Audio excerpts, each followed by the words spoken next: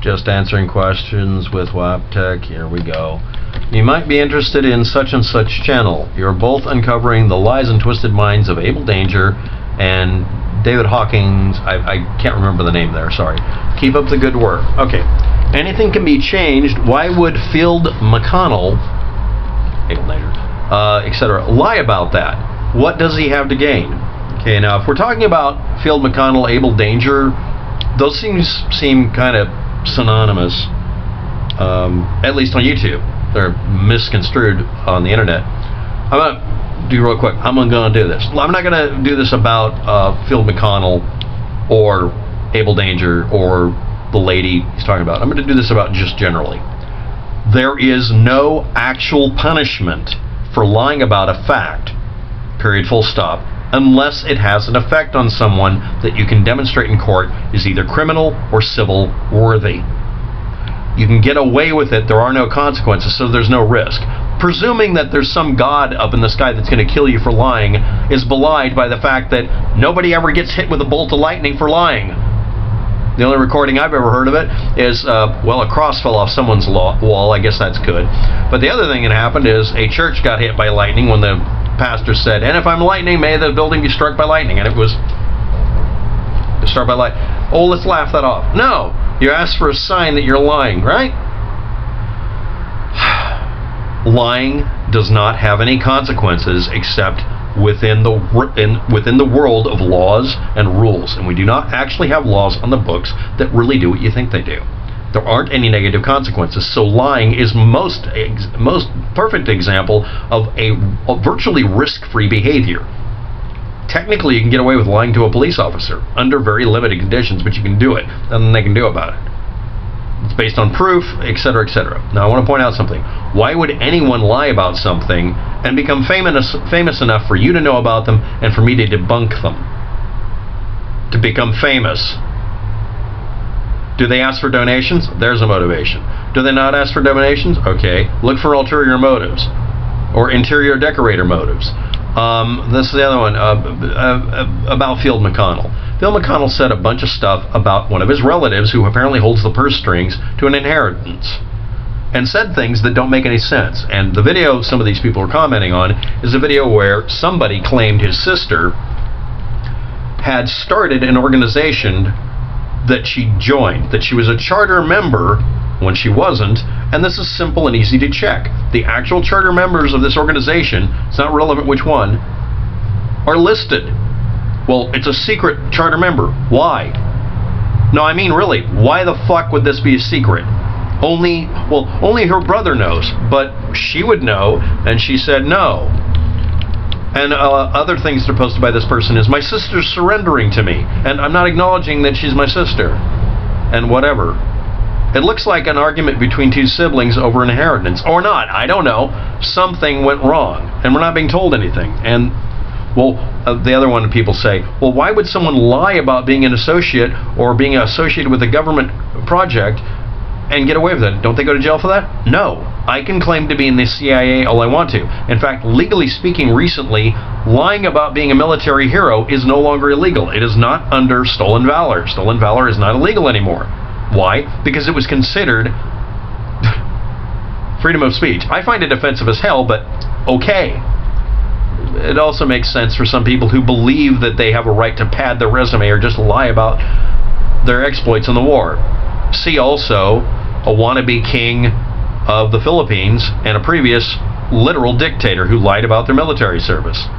People lie all the time. Basically, it's kind of gotten to the point that in a post-fact world where we are in a country that is being run by a guy who literally lies every damn day, at least once. I think it's his quota for the devil.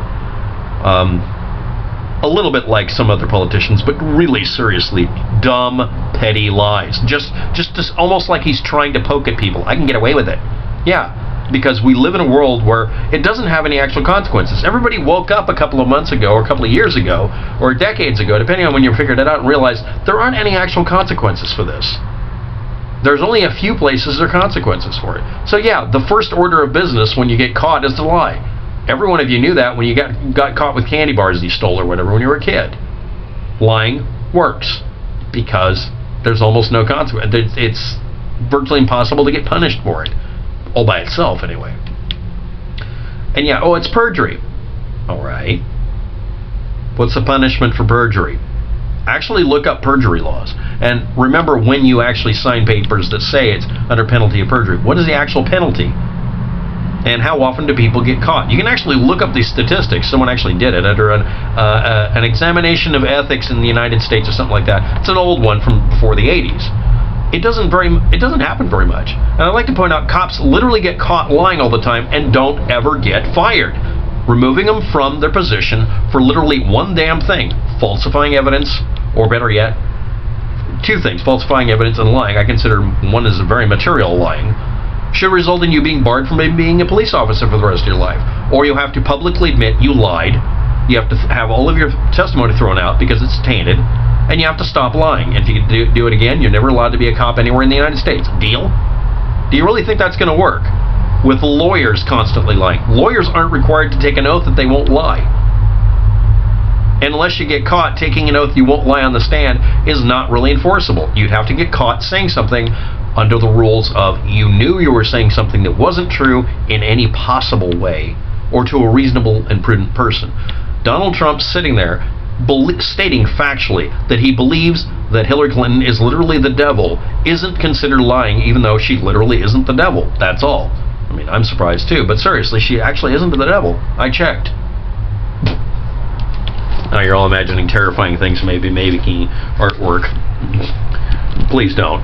And please don't post it again. Anyway, the point I'm making here is, why would someone lie about it, and what do they have to gain? There is no consequence, so lying is not a hard issue.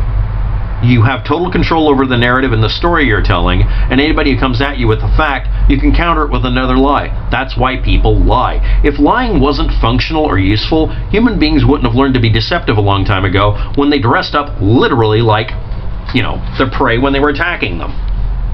You don't think that horned outfit thing was for just ceremonial usage? It was so that you could get closer to caribou and crap. Human beings base a lot of their behaviors on mimicking and deceptive behavior. Combining them together is very useful in that way. Cultural appropriation, or do we just mimic everything? We steal ideas all the time. We commit all sorts of acts you might consider morally wrong in one way or another. But why would you assume there's any negative consequence for something as stupid and simple as telling somebody something that may be hard to confirm? And I'd like to point out another thing. Most of the people asking me, why would any of these liars lie, are people who believe it in the face of and in spite of a fact that completely proves that person lied. The only time anybody asks me is, why would that guy lie, is when they're very bad at it. That's the screwed up part, when they say things that are easily confirmed and checked. Phil McConnell is an example of a person who has a history that would require a lot of work to dig up. Lots of people are like that, but some of them, they don't require any effort. You can just dig up their past and find out, yeah, they're lying. And people won't listen to you. Not only are the consequences not there, and there's no God killing you or sending you to hell for lying, just get over that. But even the people who would have the most to gain by catching somebody lying won't do it. That includes politicians, hucksters, it doesn't matter. People who lie to you about being able to cure cancer with some sort of corrosive salve that destroys part of your head, they're lying to you. But you don't want to find out that, and you'll defend them while you die from something you induced by using their product. People do that all the time. The only thing worse than the fact that we can't really punish liars, just can't. Tall tales about fishing, is that most people don't want to punish them unless it's convenient for them. And that's one of the designations in the legal system. If only a person wants to punish you and everybody else could give a shit, it's not important enough. That's what makes it an exception when a politician does things or a criminal does something. They have a negative effect on culture and society. And once it gets past a certain point, it doesn't matter what you do after that point. You will be punished, whether or not there's proof of it, even if you lied or not. Anyway, I do appreciate the thank you and attaboy, and I'll look up the channel named Kevin Allen Marsden. I'll see if it's any good, or maybe I won't review it because I don't have time. Don't know. I'm trying to dodge the snowflakes and the cold this week. Thanks for watching. Have a good day. Good luck with it.